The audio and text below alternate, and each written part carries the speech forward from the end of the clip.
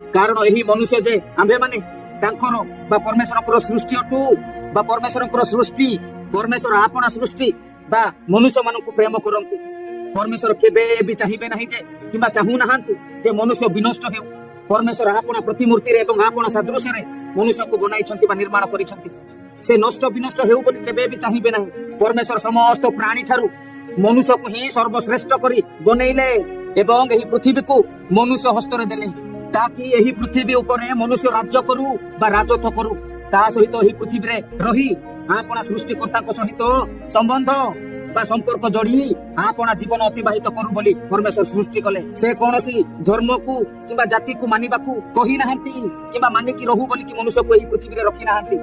बरं परमेश्वर को बा आपना सृष्टिकर्ता को मानिकी रुहंतु बोली मनुष्य को एही पृथ्वी रे रखिछंती। धर्म को मानिले किंबा जाति को मानिले परमेश्वर को सहित जोड़ित होई परिबे नाही। हमको सृष्टिकर्ता जे हमर तांकू मानिबाकू पड़िबो। किंतु आज मनुष्य निजर सृष्टिकर्ता को चिन्हि पारु नाही बोली कि परि परमेश्वर मनुष्य को बुझाउछंती। टिके पढंतु जिसाय 1 पर्वर 2 एवं 3 पद।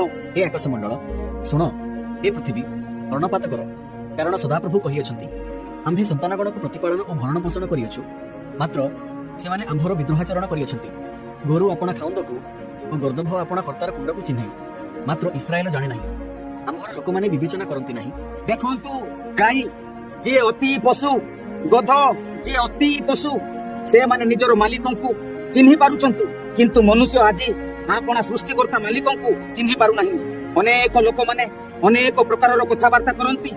एहाकु मानो ताहाकु मानो तुमर मनस्कामना पूर्ण हेबो, एहा कले एमिति हेबो ताहा कले सेमिति हेबो बोली कहंती एवं शिक्षा मध्य दियंती। किंतु परमेश्वर एपरि कहि नाहांती किंबा मनस्कामना पूर्ण हेबो बोली कहि नाहांती।